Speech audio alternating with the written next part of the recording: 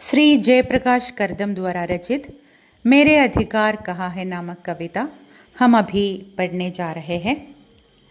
जयप्रकाश करदम हिंदी साहित्य में बहुत ही जाना पहचाना नाम। कविताएं और कहानियां भी वे लिखते हैं। इनकी सारी रचनाएं पत्र पत्रिकाओं में हमेशा छपती रहती है। वे केंद्रीय हिंदी प्रशिक्षण संस्था में निदेशक के रूप में कार्यरत थे। पिछले 2018 को सेवानिवृत्त हुए। उन्होंने अपने शब्दों से शब्दहीन लोगों के लिए आवाज़ उठाई है। आप स्वयं अपनी कविता के बारे में आप लोगों से कहने के लिए आपके सम्मुख आ रहे हैं। स्वागत है सर। प्रिय विद्यार्थियों, मैं जयप्रकाश करदम आपसे संवाद कर रहा हूँ। मुझे खुशी है कि मेरी कविता मेरे अधिकार कहाँ हैं आपके पाठ्यक्रम में शामिल है। आपके प्राध्यापक इस कविता को अपने तरह से व्याख्या करके आपको इसके बारे में बताते होंगे। मैं इस कविता के बारे में केवल कुछ बातें आपको कहूँगा, और वो ये कि हमारे यहाँ समाज का एक बहुत बड़ा वर्ग जो वर्ण व्यवस्था में शूद्र या अंत्यज रहा है, और वो बहुत तरह के सामाजिक, आर्थिक और सांस्कृतिक असमानता, शोषण और अन्याय का शिकार रहा है सदियों से, हजारों साल से। और वो इतना गैप इतना ज़्यादा हो गया, उसका अंतर दोनों समाजों के बीच, हमारे यहाँ सवर्ण और अवर्ण का अंतर आ गया कि वो जो एक वर्ग है जो सवर्ण अपने आप को कहता है, उच्च जाति अपने आप को कहता है, और जिसका यहाँ के जो संपत्ति के स्रोतों पर भी जिसका कब्जा है, और सामाजिक रूप से भी वो ऊंची श्रेणी में है, उच्च स्तर पर है। तो यानी कि सामाजिक, आर्थिक हर तरह से जो संपन्न है, समुन्नत है, और जो श्रेष्ठता के पायदान पर है, वो इन शूद्र और अंतर जातियों को अपने आप से न केवल जाति का आधार पर निम्न समझता है, बल्कि आर्थिक आधार पर भी उससे चूंकि ये बहुत कम है, तो इनको अपने निर्भर बनाए रखना चाहता है। तो ये जो वर्चस्व, जो हेजिमोनी का जो करेक्टर है, ये समाज में जो दूरी पैदा करता है, ये मनुष्यों को जुड़ने नहीं देता। और इससे होता यह है कि ये एक ही गांव में, एक ही समाज में दो समुदायों के लोग रहते हुए भी वो उतने प्यार, आत्मीयता के साथ, इंसानियत के साथ वो नहीं मिलते। वो ऐसे मिलता है कि जैसे कि वो दो अलग अलग को राष्ट्र के प्रतिनिधि हैं, यानी कि जब मिलते हैं तो औपचारिकता होती है उनके बीच में। तो बिल्कुल एक संबंधों में अनौपचारिकता नहीं है, वो प्रेम नहीं है, बल्कि एक दूसरे के मन में संदेह रहता है, सवाल रहता है। वो उसके अंदर, एक वर्ग के अंदर श्रेष्ठता का भाव है, वो दूसरे को हीन समझता है, और दूसरे के अंदर सवाल हैं और इस बात का गुस्सा है कि मैं छोटा क्यों हूँ, मैं नीच क्यों हूँ, और इसके पास ये सब क्यों है, मेरे पास ये सब कुछ क्यों नहीं है। वो इसके कारणों को तलाश करता है। तो ये जो टकराव है, ये टकराव हमारे सामाजिक और राजनीतिक लोकतंत्र को भी कमजोर करता है। आज पूरी दुनिया में लोकतंत्र के प्रति एक गहरा रुझान है। मानव अधिकारों को लेकर वैश्विक स्तर पर आवाज उठ रही है कि कहीं पर भी मनुष्य के, उसके मानवीय अधिकारों का हनन नहीं होना चाहिए। संयुक्त राष्ट्र संघ में इस चीज को उठता है, और ऐसी बहुत सारी संस्थाएं विश्व स्तर तक पर, भारत में भी इस चीज को उठा रही हैं।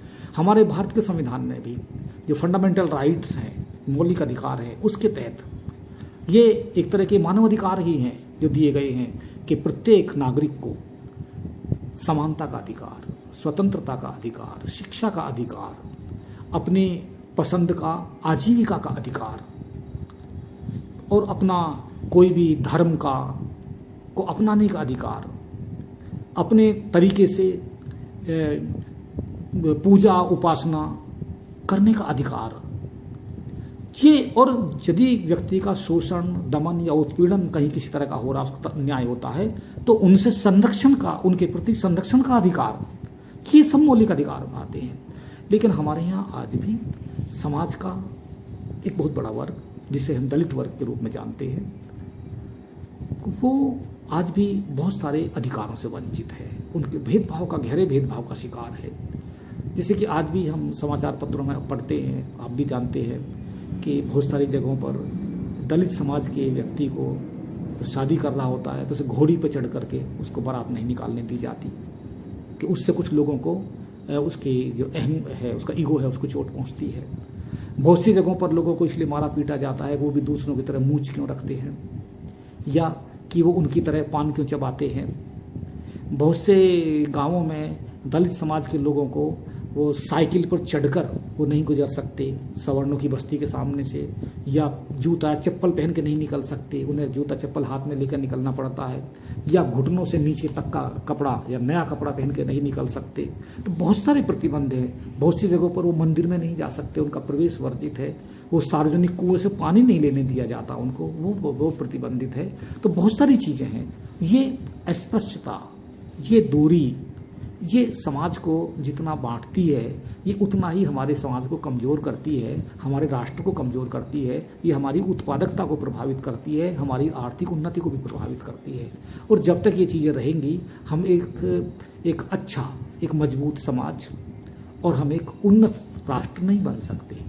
तो ये इस कविता में व्यक्ति जो एक शोषित वर्ग का व्यक्ति है, जो एक दलित वर्ग का व्यक्ति है, जो आर्थिक शोषण का शिकार है और जातिगत भेदभाव, अपमान और अस्पृश्यता का शिकार है, बहुत सारे वो निषेध और वर्जनाओं का शिकार है, वो सवाल कर रहा है उस वर्ग से जो एक तरह का एक जो प्रिविलेज्ड क्लास है, जो प्रभु वर्ग है, उससे सवाल कर रहा है कि जो सामाजिक सम्मान का भी सबसे ज़्यादा अधिकारी है और यहाँ पे जो संपत्ति है उस पर भी उसका अधिकार है, चाहे खेती की ज़मीन है, चाहे वो मील कारखाने हैं या सरकारी तंत्र है, शासन प्रशासन का, तो हर जगह वही उसी वर्ग का वर्चस्व है और ये निम्न वर्गों का वर्चस्व प्रतिनिधित्व बहुत कम है। तो इसलिए ये उनसे सवाल कर रहा है, तरह तरह के सवाल। तो इस कविता में केवल वो सवाल हैं, और इस सवाल नहीं है, सवाल के माध्यम से ये एक तरह का समाज को जागृत करने की एक कोशिश है कि समाज ये समझे कि प्रत्येक व्यक्ति वो एक मनुष्य है और वो अपनी मानवीय गरिमा रखता है। हमें प्रत्येक व्यक्ति की मानवीय गरिमा को सम्मान देना चाहिए और हमको महसूस करना चाहिए हर व्यक्ति को जीने का हक है और उसी तरह जीने का अधिकार है जिस तरह का हम अपने लिए चाहते हैं। यदि हम एक सम्मानपूर्ण जिंदगी चाहते हैं तो उनको भी सम्मानपूर्ण जीने का हक है। यदि हम अपने लिए एक बड़े बड़े मकान, कार, हमारे पास एसी और हमारे पास हम बड़ी बड़ी ऊंची नौकरियां, यदि हम ये सब चीज़ चाहते हैं तो ये उनके लिए भी चाहिए, उनको भी ज़रूरत है, उनको भी इस चीज़ों का अधिकार है। उनके पास भी अच्छे मकान हों, वो भी अच्छा खाएं, अच्छे कपड़ा पहने। यदि हम ये अपने लिए स्वतंत्रता चाहते हैं कि हम कहीं भी आ सकें, जा सकें, कोई भी व्यवसाय कर सकें, तो ये उनको भी ये स्वतंत्रता होनी चाहिए कि वो भी कहीं भी जाएं सम्मानपूर्ण तरह से। जैसे खुलेपन से सब जाते हैं, इसी तरह से खुलेपन से निर्भय होकर के, निडर होकर के, अपना देश समझ के, अपना समाज समझ के, अपनी दुनिया समझ करके, और वो हर जगह वो भी उसी समान अधिकार भावना के साथ जा सके। तो ऐसा समाज बनाने के प्रति ये सब चीज़ हमें कोशिश करनी चाहिए, जागृत करने के लिए ये कविता है।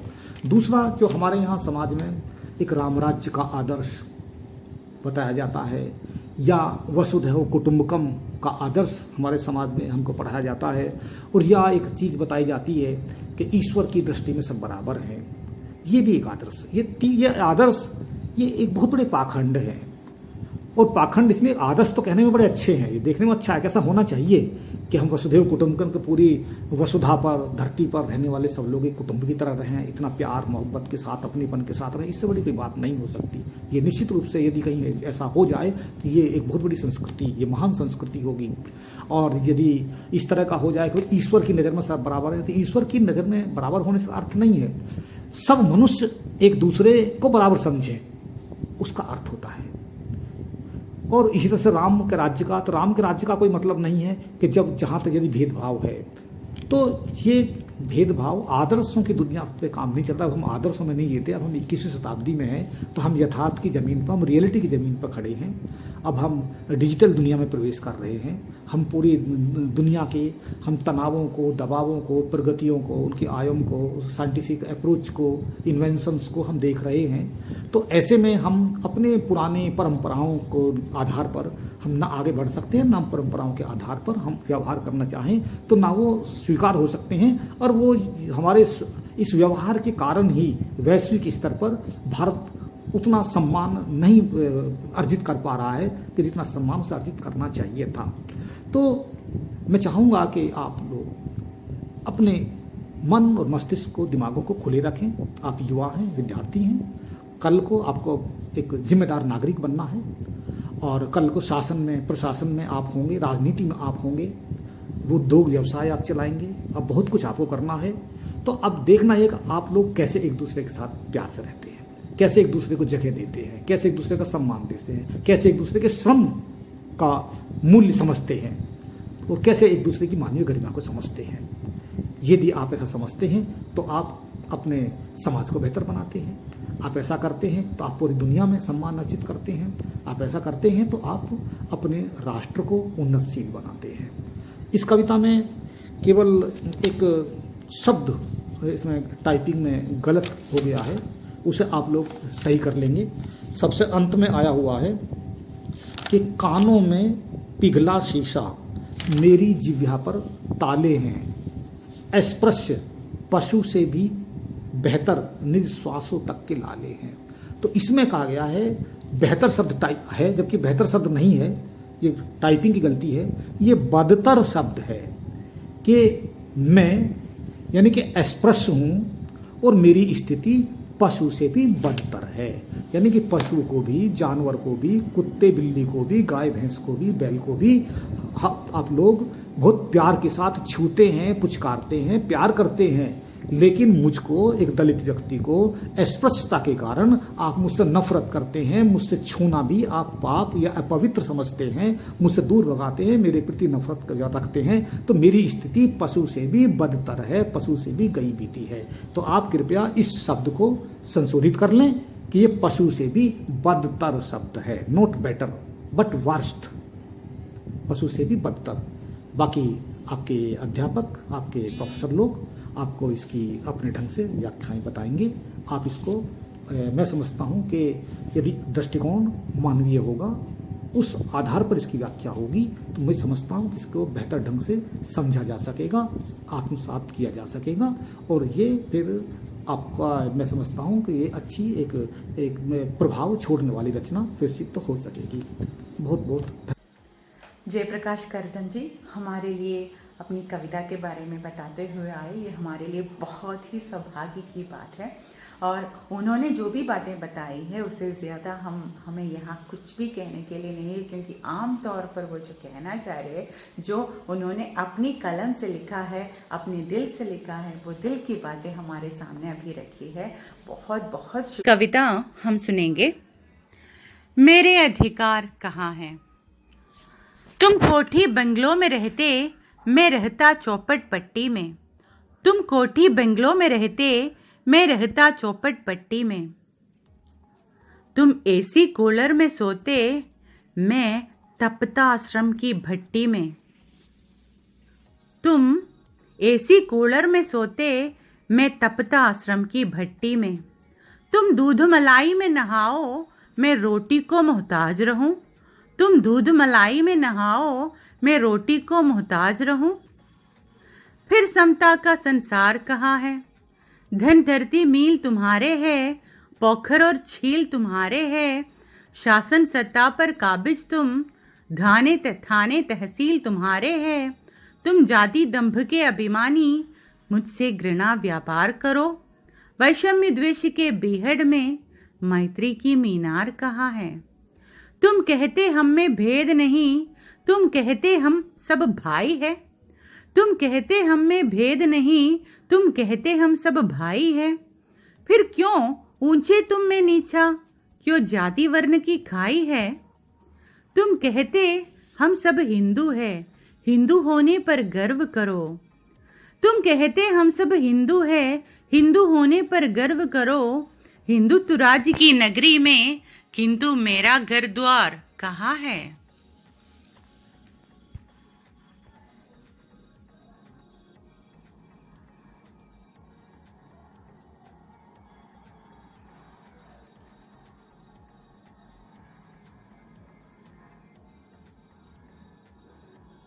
तुम चाहो रामराज्य आए, तुम श्रेष्ठ शूद्र में बना रहूं।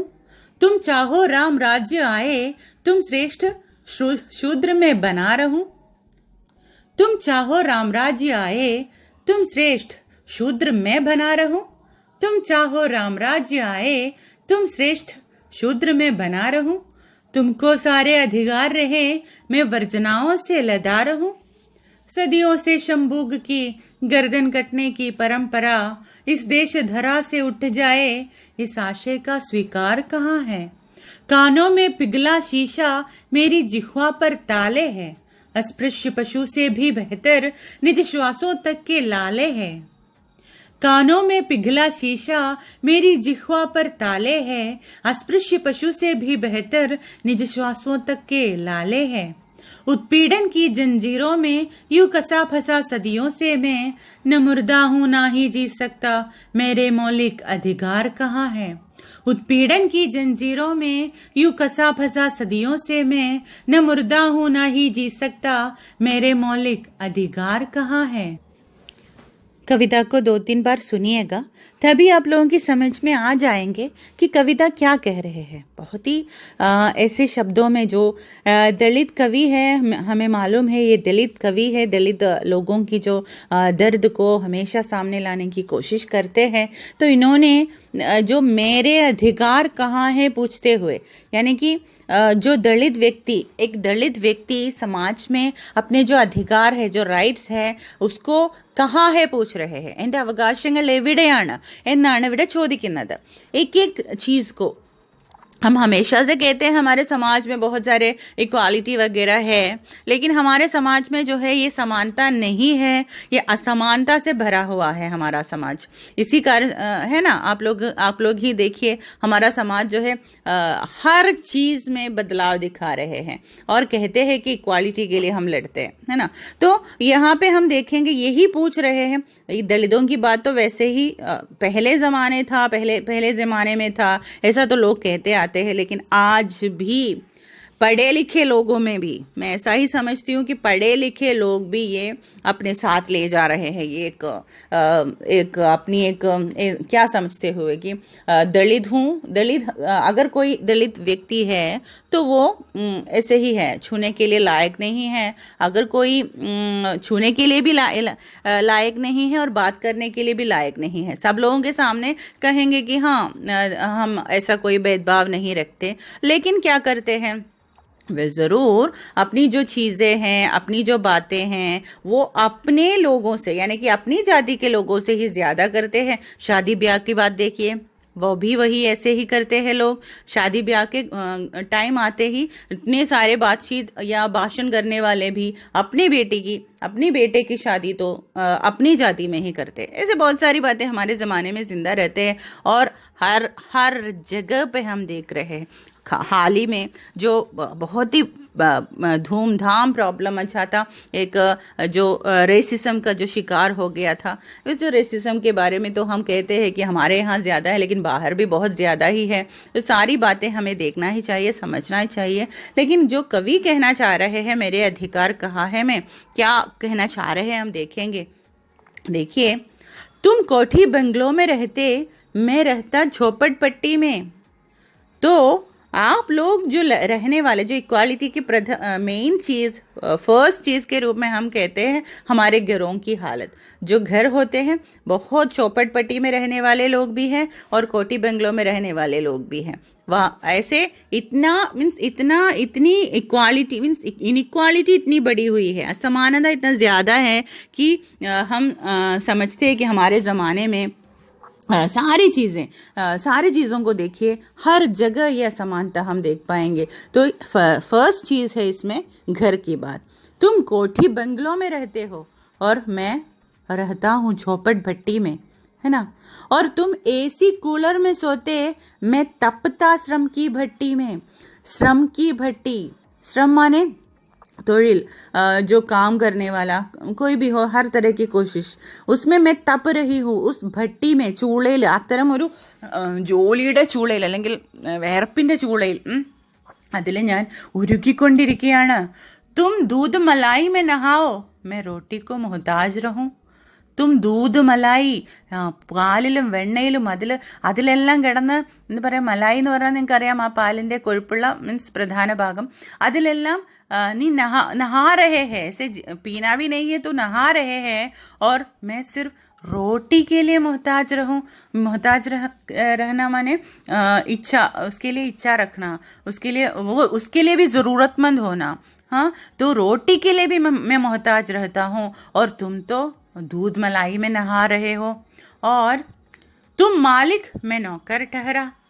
फिर समता का संसार कहाँ है?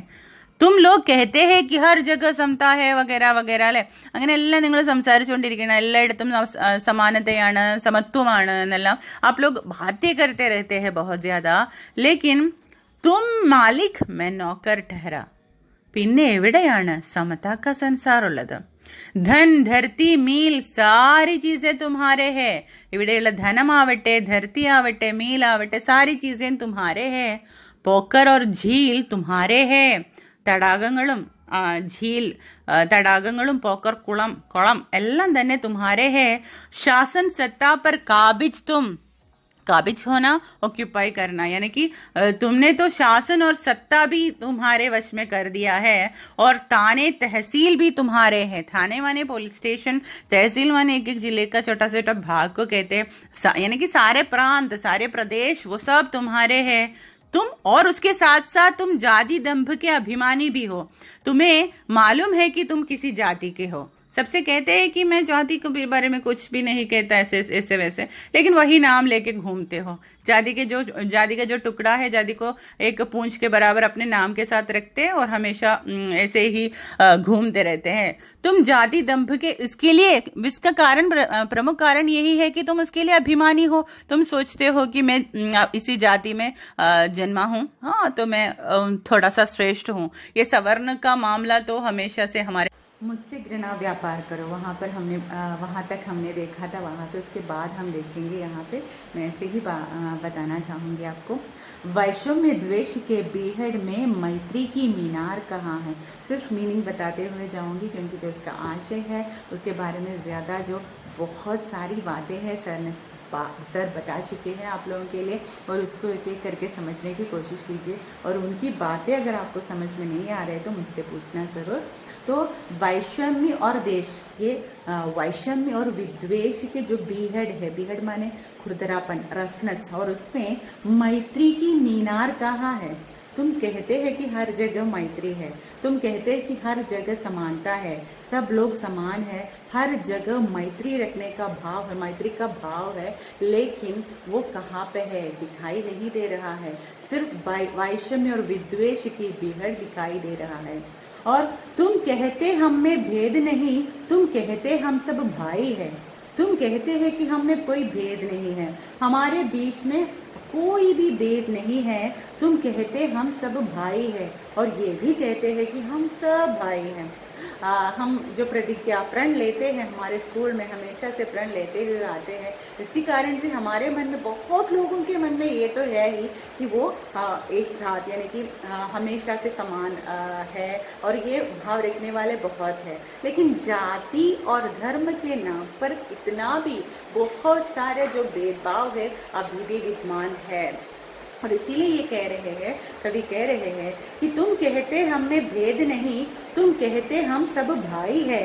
फिर क्यों ऊंचे तुम, मैं नीचा, क्यों जाति वर्ण की खाई है. ये जाति वर्ण की खाई है क्या? क्योंकि एक जाति जो है, जाति और वर्ण जो है, ये खाई की तरह है. खाई माने കൊക്ക എന്ന് പറയുന്ന സംഭവം അല്ലേ. അപ്പൊ അതില് इतनी नीचे जाने के लिए क्यों तुम, मैं जाति के कारण इतने नीचे चले गए, और तुम ऊंचा होने के कारण उसके ऊपर चले गए. यानी कि वर्ण की अवस्था जो है वो अलग अलग रखा गया है, और जाति के नाम पर नीचे और ऊंचा रखा गया है. भाई कहते हैं, लेकिन हम दोनों में कोई समानता नहीं है. और तुम कहते हम सब हिंदू हैं, हिंदू होने पर गर्व करो। ये सारे धर्मों के लोग अपने धर्मों के लोगों से यही कहते हैं कि तुम इस धर्म के हैं और इसी धर्म के होने के कारण तुम्हें गर्व करना चाहिए। ये गर्व करने की बात कहाँ से आती है पता नहीं, क्योंकि सभी लोग ऐसे होते हैं कि उसी धर्म में जन्मे हैं, इसी कारण से उसी धर्म के हो रहे। बहुत ज़्यादा ही बहुत परिवर्तन करने वाले लोग तो है ही, लेकिन जो जन्मे हैं उसी कारण से उस धर्म के हैं, लेकिन जो जन्मे हैं उसी कारण से उस जाति के भी है, लेकिन फिर भी अभिमानी और गर्व किस तरीके से वो करते हैं मालूम नहीं। लेकिन यहाँ पे किसी और तरीके से यहाँ पे बताया जा रहा है कि हिंदू होने पर गर्व करो, लेकिन हिंदू होके जाति में नीचे होने से क्या है यहाँ पे, यानी कि जाति में मैं नीचा हूँ और बहुत सारे सवर्ण लोग जाति में नीचे अवर्ण लोगों को रखा जा रहा है, तो हिंदू होने से क्या है इसमें। और हिंदुत्व राज्य की नगरी में किंतु मेरा घर द्वार कहाँ है। ये हिंदुत्व राज्य की नगरी, ओके, ये तो हमने समझ लिया, वो है ही, लेकिन हिंदुत्व राज्य की नगरी में मेरा घर द्वार कहाँ है। यहाँ पे तो ये भी होना चाहिए, मेरा घर होना चाहिए, मेरा द्वार होना चाहिए, अपना कुछ होना चाहिए, लेकिन अपना मेरे लिए कुछ भी नहीं है। और हिंदुत्व राज्य की स्थापना करने वाले बहुत सारी बातें इसमें आ रही है, लेकिन उसकी ओर मैं नहीं जा रही और ज़्यादा इसके बारे में आप लोगों को डीप जानने की कोई ज़रूरत नहीं, जो इसका मीनिंग है वही समझते हुए जाइएगा। ओके, तुम चाहो राम राज्य आए, तुम श्रेष्ठ शूद्र मैं बना रहूं। राम राज्य आने के लिए तो तुम कह रहे हैं, लेकिन क्या हमेशा से तुम श्रेष्ठ और मैं शूद्र ऐसे ही बना रहूं, यही चाहते हो तुम।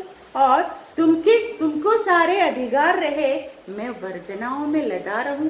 सारा अधिकार तुम्हें ही, सारा जो अभी तक कह रहे थे ताने सारी चीजों के बारे में बता रहे थे ना, तो सारी जो बातें हैं, सारी जो अधिकार है, वो सब तुम पर ही लगे रहे और मैं वर्जनाओं में लदा रहूं, उपेक्षाओं में, हर तरह की उपेक्षाओं में मैं लद कर, यानी कि उसमें डूबा रहूं मैं। और सदियों से शंभुग की गर्दन कटने की, इतनी दूर रखकर आवाज नहीं आ रही है तो मैं थोड़ा सा पास रखकर बताने की कोशिश करूंगी। तो सदियों से शंभुगों की गर्दन कटने की परंपरा इस देश धरा से उठ जाए, इस आशय का स्वीकार कहाँ है। सदियों से जो है इस धरती पर इस शंभुगों की जो गर्दन है उसे कटने की परंपरा चलती आ रही है। वो धरा से ही नहीं, मीन्स देश से ही नहीं, इस धरा से ही वो जो प्रथा है वो उठ जाएंगे। आ संप्रदायम एन्नद इल्लादावुम एन्नद, यानी कि हर तरीके से शंभुगों, यानी कि जो भी निचले जाति के हैं उन लोगों का गर्दन कटना, यानी कि उनकी जाति को हर तरीके से नीचा दिखाने की जो कोशिश है, वो जो परंपरा है यहाँ से मिट जाएंगे। वो मीन्स आमतौर पर यही अर्थ आ रहा है। तो ये इस स्वीकृति की, ये जो आशय है उसकी स्वीकृति कहाँ है, कहाँ पे दिखाई दे रहा है वो।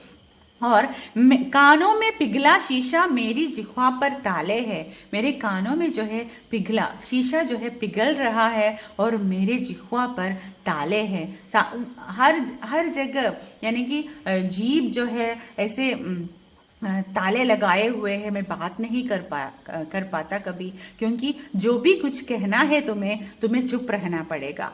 किसी के आगे कहने का कोई अधिकार तुम्हें नहीं है। और यहाँ पे अस्पृश्य पशु से भी बेहतर वाला जो सेंटेंस, यहाँ पे बेहतर नहीं बदतर ही है। सर ने भी बताया आपसे, मैंने भी सर से पूछा था, ये अर्थ समझ में नहीं आ रहा है बेहतर होके, और सर ने बताया हाँ बदतर ही है। तो अस्पृश्य पशु से भी बदतर, यानी कि जो अछूता लोग है, अस्पृश्य लोग है, वो जानवर से भी बदतर ही है और वर्स्ट, यानी कि बहुत ही नीचे किस्म का मीन्स समझा जाता है और निज श्वासों तक के लाले हैं। और सब ऐसे लोग जो है अपने उच्छ्वास के लिए मीन्स लालायित होते रहते हैं, उसके लिए भी इच्छा रखने वाले हो जाते हैं, क्योंकि उसे वो भी मिलना मुश्किल हो गया है। और उत्पीड़न की जंजीरों में तो यूं कसा फंसा सदियों से मैं, उत्पीड़न की जंजीरों में माने പീഡാओं के दर्द के इस तरह की कठिनाइयों की जो जंजीर है ചങ്ങല അടിമത്വത്തിന്റെ ചങ്ങല എന്ന് തന്നെ പറയാം വേദനയുടെ ചങ്ങല എന്ന് പറയാം ഇതില് ബഹുത് മീൻസ് സദിയോ സെ നൂറ്റാണ്ടുകളായിട്ട് കസാ ഫസ ഞാൻ അതിലിങ്ങനെ എന്താ പറയാ കെട്ടി മുറുകി കെട്ടി കിടക്കുകയാണ് हमारे जमाने में कोई बदलाव नहीं आता तब भी नहीं था आज भी नहीं है और न मुर्दा हूं देखो उत्पीड़न की जंजीरों में यूं कसा फंसा सदियों से मैं न मुर्दा हूं ना ही जी सकता मेरे मौलिक अधिकार कहाँ है मेरे मौलिक अधिकार जो फंडामेंटल राइट्स मुझे होना चाहिए वो कहाँ पे है कहते हैं इक्वालिटी है कहते हैं हर लोगों के लिए अपनी तरीके से और हर लोगों के लिए समान अधिकार है लेकिन मेरे अधिकार कहाँ है मेरे फंडामेंटल राइट्स कहाँ है क्योंकि मेरे फंडामेंटल राइट्स भी छीना जा रहा है हमेशा से जाता आ रहा है यही एक बात है क्योंकि यहाँ पे जो है सवर्ण और अवर्ण की जो डिफरेंस है जो असमानता है हमेशा से रहते आएंगे इसमें बहुत सारी बातें आगे भी कहने के लिए लेकिन सर ने जो बातें बताई है उसको आप समझने की कोशिश कीजिए और उसमें कोई डाउट है तो मुझे ज़रूर पूछिएगा थैंक यू